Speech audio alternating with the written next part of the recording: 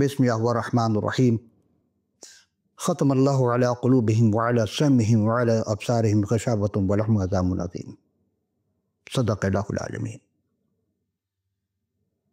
سورہ بقرہ آیت نمبر 7۔ ختم اللہ یعنی اللہ نے مہر لگا دی۔ ختم کرتے ایک کسی ختم کرنے کے بعد مہر لگا دی جائے یعنی اسٹیمپ لگا دی جائے تو بات مکمل ہو گئی وہاں پر، اب اس کے بعد کوئی گنجائش نہیں رہتی ہے۔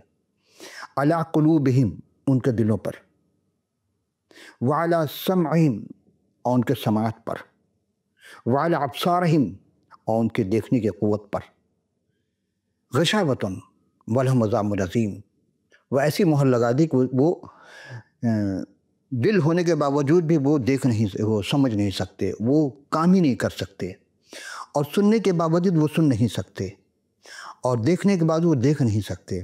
خدا نے کیا کہا کہ ہم نے اس پر عذاب عظیم رکھا ہے۔ کیوں؟ اس سے اوپر کیا ہے؟ ان الذین کفروا سواء علیہم اانذرتہم ام لم تنذر لا یؤمنون، یعنی وہ لوگ جو کفر کرتے ہیں اور خدا کے نظر میں یعنی وہ مومنین کو دھوکہ دیتے ہیں، خدا کو بھی اور مومنین کو بھی، دونوں کو دھوکہ دینے والوں کا تو خدا تو ہدایت دیتا ہے نا، ہدایت دے دی۔ انہوں نے کہا نہیں، ایک حد ہے، حد سے جب انسان تجاوز کر جاتا ہے تو اس کے قلوب پر، اس کی آنکھوں کی سماعت پر، اس کے دیکھنے کی قوت پر، اس کے سننے کی قوت، ہر چیز پر خدا مہر لگا دیا۔ اب وہ دیکھ کر کے بھی نہیں دیکھ سکتے، سن کر کے بھی نہیں سن سکتے، جان کر بھی نہیں جان سکتے، اس لیے کہ وہ خدا نے مہر لگائی ہوئی ہے۔ تو خدا ایسے چیز سے انسان کو یعنی ابلیس کے شکن جب یہ انسان گرفتار ہو جاتا ہے تو یہ کیفیت ہو جاتی ہے۔ اب اس چلتی پھرتے لاش کو خدا مردہ کہہ رہا ہے۔ سمجھ میں آئے کہ چلتی پھرتے لاش ہیں، انسان تو ہے لیکن ساری حرکتیں ابلیس والی ہے۔ اب یہ ابلیس انسان شمار نہیں بلکہ حیوان سے بھی بدتر۔ اعزائے کرام قد حقیق عرفان علم الانسان فی التوراۃ والقرآن کے آج کی 19ویں نشست میں ہم حاضر خدمت ہوئے ہیں، اور آپ تمام سامعین ناظرین خدمت میں سلام اور خوش آمدید کہتے ہیں۔ عزیزم، گزشتہ سے پیوستہ ہم نے یہاں گفتگو اختتام کی تھی کہ ضرور ہے کہ اس کے پرستہ روح سچائی سے پرستش کریں۔ اس کے معنی مفہوم یہ ہیں کہ ایسی پرستش جس میں بناوٹ یا ریاکاری کا شائبہ تک نہیں ہونی چاہیے، یعنی مذہبی دکھاوا بھی نہ ہونا چاہیے۔ کیوں بھائی؟ خدا کی تعریف کر رہے ہیں، دنیا دیکھ رہی ہے، تو ہمیں فخر مباحت میں مبتلا نہیں ہونا ہے، یعنی اوپر سے مذہبی رنگ اور اندر سے گناہ کی پوٹ ہو، ایسا نہیں خدا کا منظور۔ یہ تصور نہیں ہونا چاہیے کہ یہ رسوم اور شاعر کے پوری کر دوں گا تو خدا خوش ہو جائے گا۔ اگرچہ رسوم اور شاعر خدا ہی نے مقرر تو کیے ہیں، پھر کیوں نہیں خوش ہوگا؟ تو یہ بھی وہ بھی مطالبہ کرتا ہے کہ انسان خستہ اور شکستہ دل کے ساتھ اس کے حضور میں آئے، عاجزی ان کے ساری کے ساتھ اس کے دل میں آئے، اس کے حضور حاضر ہو، نہ کہ فخر و مباحثہ اکڑ کے ساتھ آئے۔ اس کو پسند نہیں ہے۔ ہم خدا کی تعریف کر رہے ہیں لیکن فخر اندر سے ہم فخر مباحث، ابلیس ہے جو ہمارے اندر اس چیز کو ڈال کے ہمیں فخر میں مبتلا کر دیتا ہے۔ بجائے ثواب کے ہم عذاب میں مبتلا ہو جاتے ہیں، بجائے خدا کی خوشنودی کے ہم انسان کو خوش کرنے کے چکر میں خدا سے دور ہو جاتے ہیں۔ دنیا میں تو بہت سے ہمیں مل جاتی ہے کہ ہم واہ بھی ہو جاتے ہیں، پیسے بھی مل جاتے ہیں، بہت کچھ ہو جاتا ہے، لیکن کیا خدا کی نگاہ میں درست ہیں کہ نہیں؟ اس بات میں دو اور ضرور بھی پائے جاتے ہیں۔ ضرور یعنی کہ کیا؟ پرستش کرے، ضرور کرے، تو ضرور دو قسم کے ہو گئے، غور کیجیے گا۔ ایک ضرور تو انسان کو جیتنے والے کے لیے ہے، جب آپ روح اور گہرائی سے دیکھیں، زبانی نہ ہو کہ ہاں جی پرستار روح اور سچائی سے پرستش کرے، ٹھیک ہے، صحیح ہے، لیکن اصل ہے کہ انسان کو جیتنے کی کوشش نہ کرے، جسم کو جیتے گا روح ہار جائے گی۔ تو دوسرا ضرورت پرستار کے لیے کیا ہے محترم؟ جب جسم اور روح پر ہم نے ایک بزرگ سے گفتگو کی، بہت پہلے کی بات ہے، تو انہوں نے یہ فرمایا کہ جب تک اس دنیا میں اس جسم فانی میں ہے تو روحانی جنگ میں پھنسی ہوئی ہے، یعنی جسم میں ہے تو روح ہے، جسمانی اور روحانی دونوں جنگ ہو رہی ہے۔ بزرگ نے مزید کہا کہ دلوں اور خیالوں میں اس حقیقی نور کی وجہ سے خوشی اور آنند یعنی اسے مسرت حاصل ہوتی ہے، جسے روحانی خوشی کہا جاتا ہے، لفظی نہیں، چلیں اگر یہ بات مان لیں تو پھر آئندہ کس کے مانند ہوں گے؟ سوال تو ہے، ہم پرستش کر رہے ہیں روح میں گہرائی میں، تو پھر ہم کس کے مانند ہوں گے؟ تو جواباً آئندہ فرشتوں کے مانند ہوں گے۔ فرشتوں کی مانند ایسے کیسے ہو سکتا ہے؟ میری حیرانگی تو دیکھتے ہوئے فوراً بولے کہ اچھا چلو ہم چلتے ہیں لوقا طبیب کے معرفت لکھی گئی انجیل جلیل کی 20ویں رکوع کی 36ویں آیت کا مطالعہ کرتے ہیں۔ دیکھا کیا مرقوم اس میں، کیونکہ وہ پھر مرنے کے بھی نہیں، یعنی مر کے بھی نہیں، اس لیے فرشتوں کے برابر ہوں گے، اور قیامت کے فرزند ہو کر خدائے ذوالجلال کے فرزند ہو گئے، یعنی بقا اور جلال اور قدرت اور روحانی جسم میں خدا سے پائیں گے۔ فنا اور حقارت، ناتوانی اور نفساتی جاتی رہیں گی۔ جب ہم اس کو ہو جائیں گے تو پھر یہ ساری باتیں ہوں گی۔ اب دوسرے سوال کی جانب چلتے ہیں کہ دوبارہ زندہ ہونے یا جی اٹھنے کے خصائص کیا ہیں؟ کیا یہ ممکن ہو سکتے ہیں کہ ہو سکتے ہیں؟ ایک سوال آیا یہ بھی ہے کہ دوبارہ جب زندہ ہو جائیں گے تو اس سے خصائص کیا ہوں گے؟ آئیے، تو ہم نے جس بزرگ سے جس زمان سوال کیا تھا انہوں نے جو جواب دیا، پہلا کرنتھیوں 15 باب کی 35 سے 44 آیت۔ اب کوئی یہ کہے کہ مردے کس طرح جی اٹھتے ہیں؟ کوئی تسلیم نہیں کر رہا کہ ہاں مسیح جی اٹھے، نہیں جی تو مرے ہی نہیں ہیں، تو جینے کا سوال نہیں پاتا۔ ہاں خدا نے زندہ اٹھا لیا، زندہ تو گئے، کیا اسی جسمانی فانی جسم کے ساتھ گئے یا نورانی اور روحانی جسم کے ساتھ گئے؟ آئیں گے تو کیا فانی جسم کے ساتھ دوبارہ آئیں گے؟ نہیں، وہی نورانی جسم ہوگا اور ان کا۔ تو اب جب کوئی یہ کہے کہ مردے کس طرح جی اٹھتے ہیں، کیسے جسم کے ساتھ آتے ہیں، تو کلام میں لکھا 36ویں آیت میں اسی باب کے، اے نادان تو خود تو جو کچھ بوتا ہے جب تک ہو، یعنی وہ نہ مرے زندہ نہیں کیا جاتا، اور جو تو بوتا ہے وہ جسم نہیں جو پیدا ہونے والا ہے بلکہ صرف دانہ ہے، خواہ وہ گیہوں کا خواہ کسی اور چیز کا۔ اور 38ویں آیت ہیں، مگر خدا نے جیسا ارادہ کر لیا ویسا ہی اس کو جسم دیتا، اور ہر ایک بیج اس کو خاص جسم ہے، اسی طرح سب گوشت یکساں نہیں۔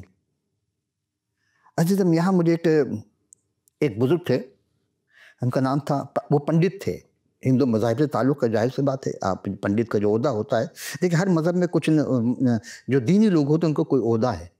مطلب کہ جب پنڈت کا نام لے جائے گا تو فوری سمجھ آئے گا ان کا ہندو مذہب سے تعلق ہے، عالم کہیں گے، علماء کہیں گے تو وہ پتہ چلا کہ اسلام سے تعلق ہے یا اہل کتاب سے تعلق ہے۔ لیکن اگر پاسٹر اور کہا جائے یا پادری کہا جائے تو فوری سمجھ جائیں گے ہاں یہ مسیحیت سے اس کا تعلق ہے، وغیرہ وغیرہ۔ تو وہ ان کا پنڈت رام ان کا نام تھا، انہوں نے مذہب اسلام قبول کیا، کیونکہ اس زمانے میں فارسی اور عربی زبان جاننا ضروری تھا۔ تو وہ لوگ شاعر بھی ہوتے تھے، ادیب بھی ہوتے تھے، عالم بھی ہوتے تھے، فارسی میں، عربی وغیرہ میں۔ تو پنڈت لیکرام جب مسلمان ہو گئے اس کے بعد پھر انہوں نے مطالعہ کیا، جب پڑھا نا کہ ہاں قرآن کے علاوہ بھی مذہبی کتابیں، آسمانی کتابیں، توریت، زبور، انجیل اور قرآن انجیل، تو انہوں نے جب اس کا مطالعہ کیا تو اب وہ پنڈت سے عالم ہوئے، عالم سے پھر وہ مسیحیت میں آئے۔ بہت کم لوگ اس بات کو جانتے ہیں، بعض لوگ جانتے ہیں کہ ہاں وہ اسلام قبول کیا تو مسلمان رہے، مسجد میں رہے، اور پھر اس کے بعد کیا ہوا ان کا، کہتے ہیں ہاں ان کا اللہ، لیکن وہ اندرونی طور پر اسی بزرگ نے کہا کہ وہ مسیحیت اختیار کر گئے تھے۔ تو پھر ہوا کیا تھا؟ دراصل ان کے کچھ جو پرانے دوست تھے پنڈت تھے، یہ سن لیجیے کہ لطیفہ کے طور پر آپ سمجھ لیں کہ شاید لطیفہ سنا رہا ہوں، نہیں، حق بعض باتیں ایسی ہیں جس کو حقائق سے بہت گہرا تعلق ہوتا ہے، بہت کم لوگ اس چیز کو جان پاتے ہیں، وقت کے ساتھ ساتھ ذہن انسانی سے مفقود ہو جاتے ہیں، ختم ہو جاتے ہیں۔ تو انہوں نے کہا کہ ان کے جو ساتھی تھے پنڈت، انہوں نے کہا کہ بہت دن ہوا ہم لوگ یعنی کہ بھوجن وغیرہ نہیں کہ یعنی کھانا وغیرہ نہیں کھائے، تو ایک ساتھ بیٹھ کر کے کوئی ڈنر، کوئی چائے پانی پئیں گے۔ تو انہوں نے انتظامیہ سے کہا کہ بھئی ہمارے پرانے دوست ہیں پنڈت تھے، وہ ملنا چاہتے ہیں، تو ایسا کہ ان کو پیچھے دروازے سے لے آؤ۔ انتظام کیا، کیونکہ کچھ وقت ہوتا ہے کہ ہر وقت لوگ ہوتے نہیں عبادت خانوں میں، تو جب پیچھے سے آئے تو انہوں نے ایک شرط رکھی تھی، بھئی ہم گفتگو تو کریں گے لیکن شعر میں ہوگا، توجہ رکھیے گا، شعر میں، یعنی اشعار کے زبان میں۔ اور ٹھیک ہے، یہ پہلے تو جو خاطر تواضع تھی، مہمان تھے خاطر تواضع کے، اس کے بعد انہوں نے کہا دیکھو یار فائدہ کیا ہوا ادھر سے ادھر آنے کا؟ ہندو مذہب میں گاؤ ماتا جو ہے وہ حرام ہے، اسلام میں اور اہل کتاب میں سور حرام ہے، گوشت تو دونوں ہے۔ اب انہوں نے شعر کہا، پہلا مصرع کہا، دوسرا مصرع پنڈت نیکرام کو کرنا تھا۔ مصرع یہ کہا کہ ماس تو ماس سبھیرے ماس گئیے ہووی یا سوریا، یعنی گئیے منے گائے اور سوریا منے سور، بھائی سبھی ماس کہتے ہیں گوشت کو ہندی زبان میں. تو کہا کہ ایک دفعہ دہرایا، وہ خاموش رہے، مسکرائے، کہنے اچھا ایک بار اور بولیے بھیا. انہوں نے دوبارہ دہرایا، ماس تو ماس سبھیرے ماس گیا ہوئے یا سوریا. ہاں سچ بولا تو بھیا، ذرا ایک مرتبہ اور دہرائیو. انہوں نے دوبارہ دہرایا، ماس تو ماس سبھیرے ماس گیا ہوئے یا سوریا. تو پنڈت نے کہا مسکراتے کہنا کہ ہاں ٹھیک بولا تو بھیا، ناری تو ناری سبھیرے ناری جھورو ہو یا میاں. ہائے ہائے رام رام رام رام. وہ سب وہ جو پنڈت تھے بیچارے کہنے کہ یہ کیا بکواس کر دی تم نے. کہنے بھائی بات وہی ہے حلال و حرام کا. جو جھورو کا مقام ہے وہ ماں کا عظمت نہیں آ سکتے، اور جو ماں کی عظمت ہے وہ جھورو کو نہیں مل سکتی. جھورو بستر کی زینت ہے اور ہم ماں کی عظمت کو سلام کرتے ہیں. یہ ہے بات.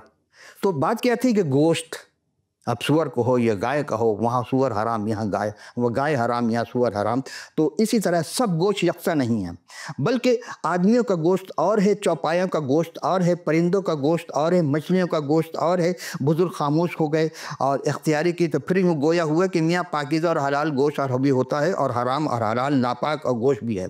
آسمانی بھی جسم ہے اور زمینی بھی، مگر آسمانی کا جلال اور ہے، زمینیوں کا جلال اور ہے. آفتاب کا جلال اور ہے، مہتاب کا جلال اور ہے، ستاروں کا جلال اور ہے، کیونکہ ستارے میں فرق ہے.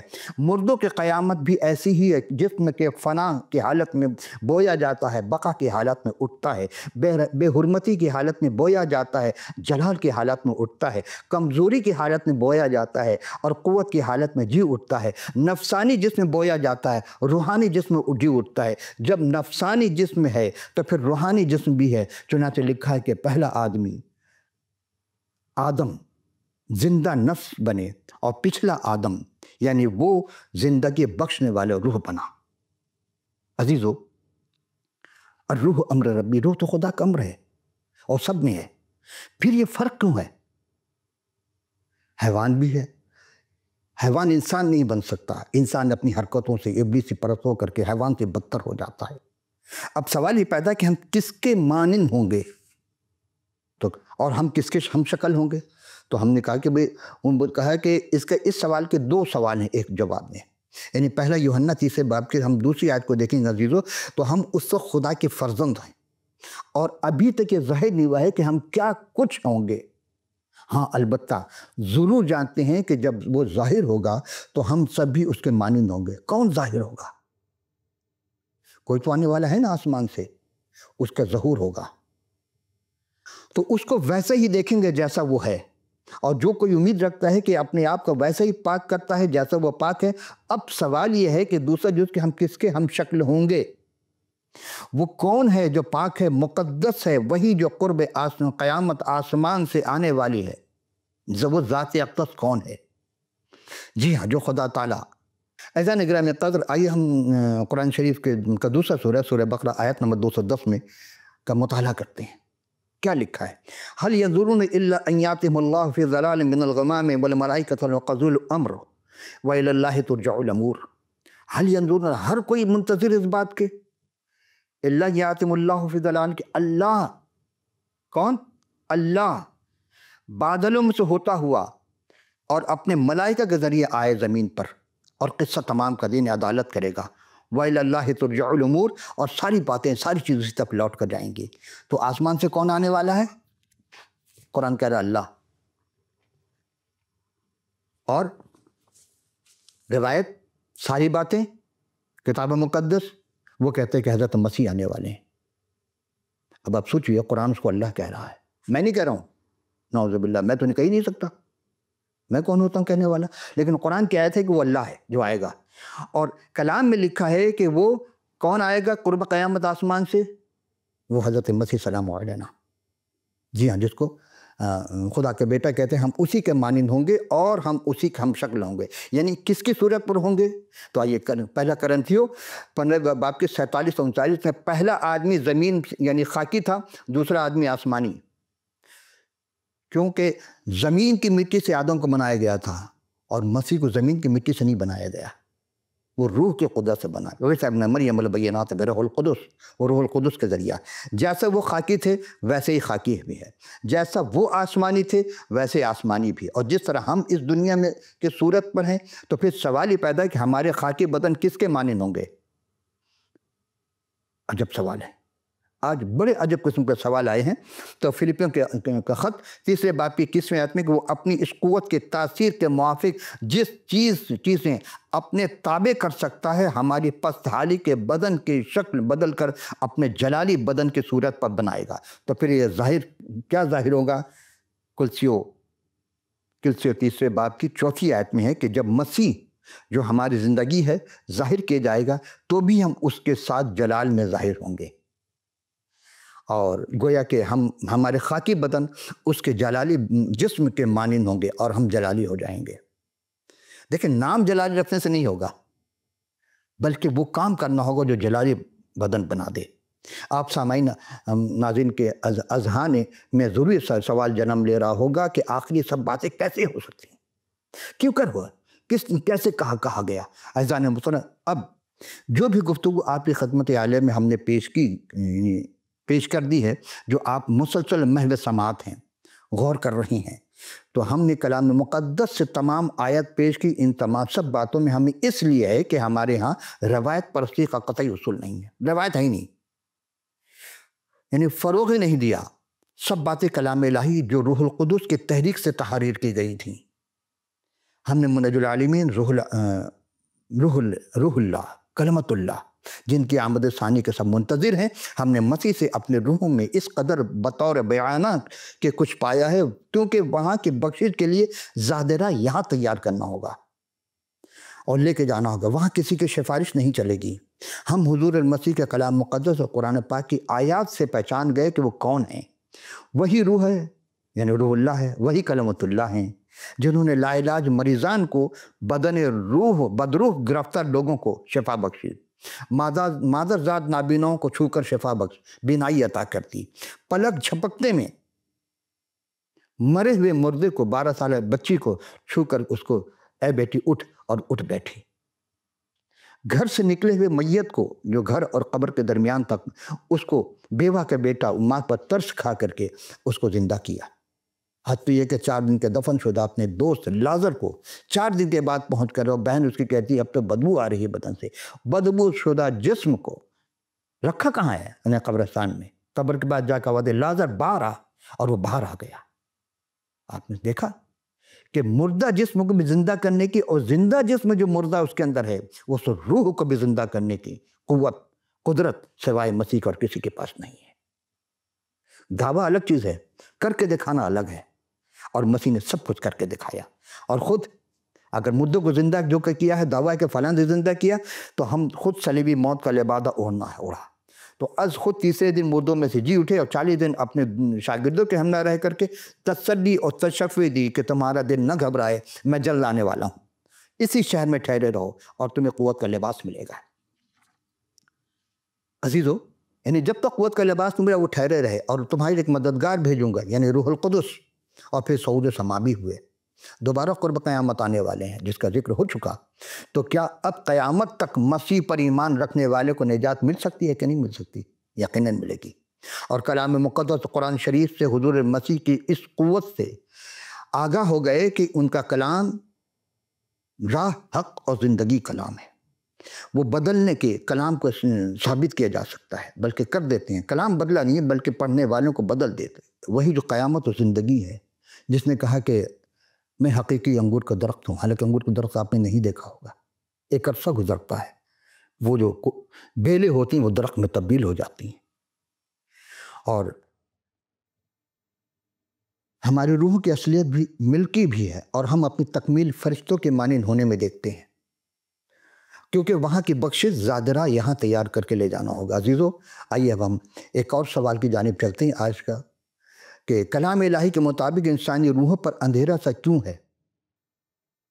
عجب سوال کہ کلام الہی کے مطابق انسانی روح پر اندھیرا سا کیوں ہے، اور اس کے کتنے مخزن ہیں؟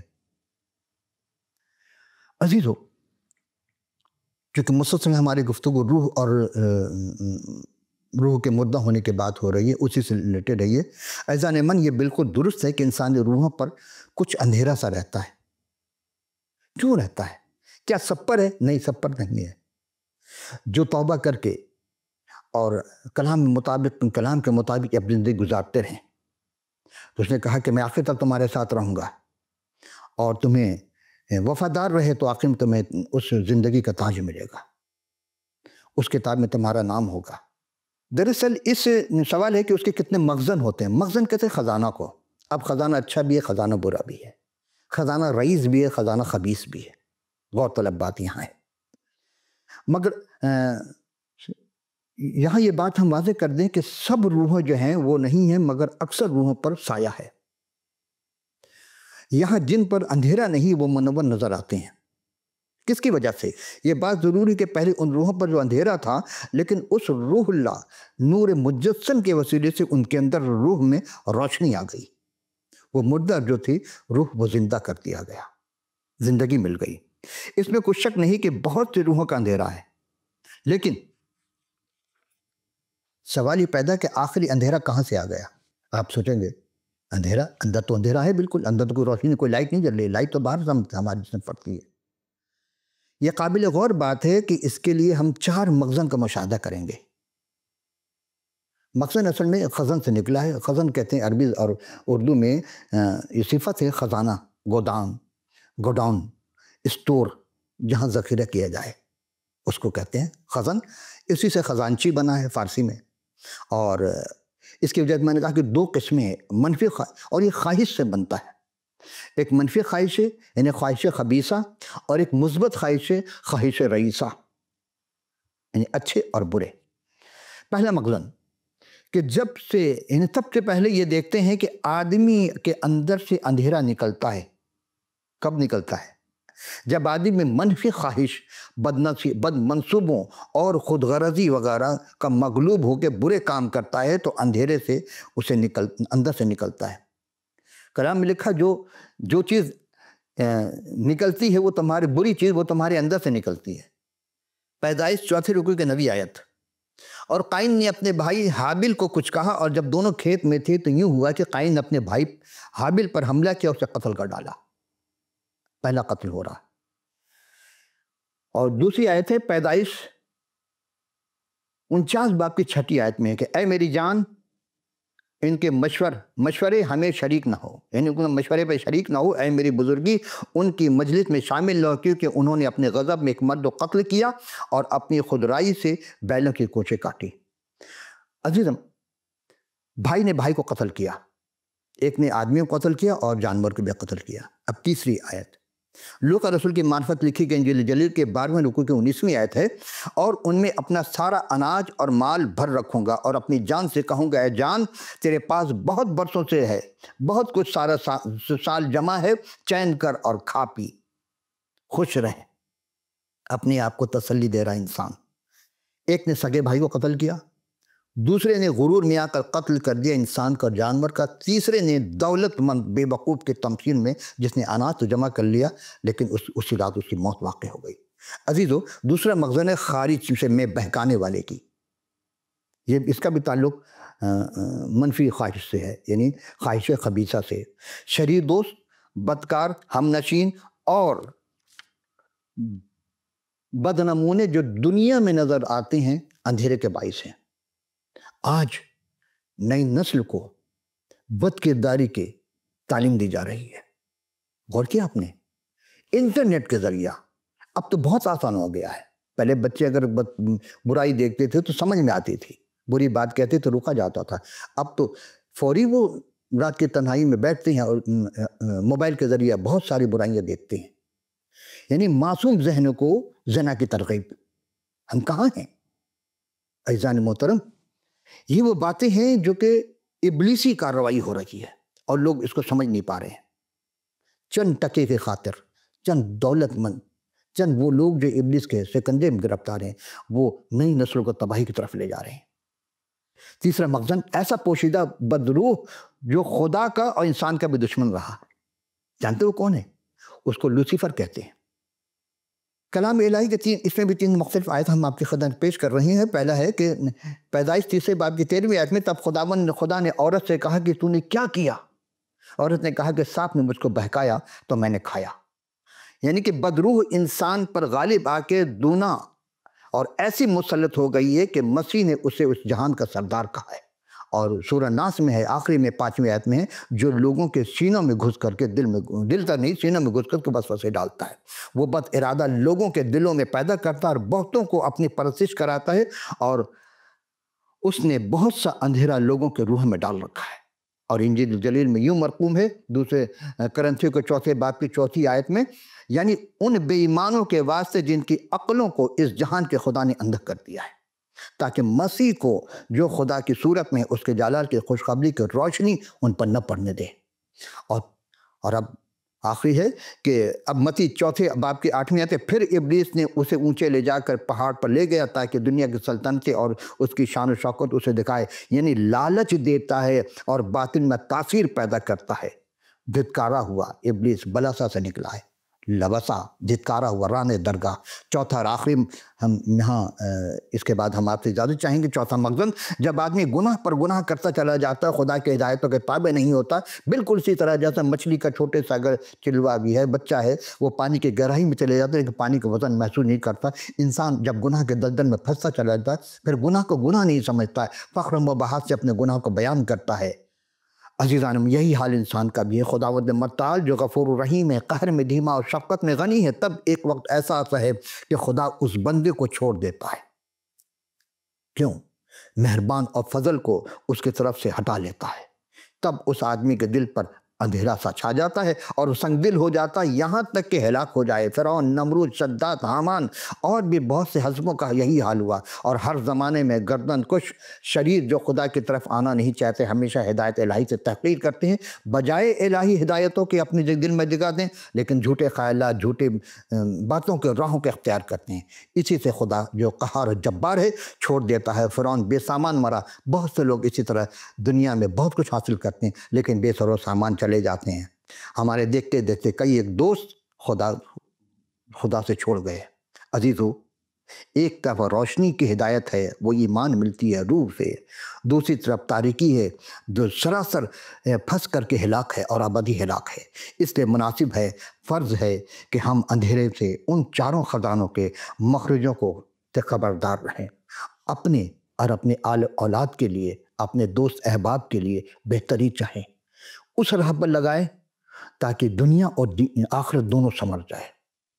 وآخر دعوانا ان الہی عالمین۔ عزیزان گرامی قدر، بہت سی باتیں رہ جاتی ہیں لیکن آپ کے سوالات کا ہمیں انتظار رہے گا۔ آپ نے اس پروگرام کے اپنے فیڈ بیک سے ضرور آگاہ کیجیے گا، اور اسکرین پر دکھائے گئے ٹیلی فون نمبر، واٹس ایپ، ای میل، اسکائپ وغیرہ جو بھی آپ کو اویلیبل ہو، آپ اپنے قیمتی آراء کے ساتھ کتاب مقدس مزید مطالعہ کے لیے لکھ بھیجیے، ہم آپ کو پورے پتے پر ارسال کر دیں گے۔ فی سبیل اللہ یہ کتاب مقدس آپ کو ارسال کریں گے۔ تو اگلی نشست میں دوسرے انداز میں دوسرے سوالات لے کر حاضر ہوں گے۔ اس وقت کے لیے اجازت، خدا حافظ و ناصر۔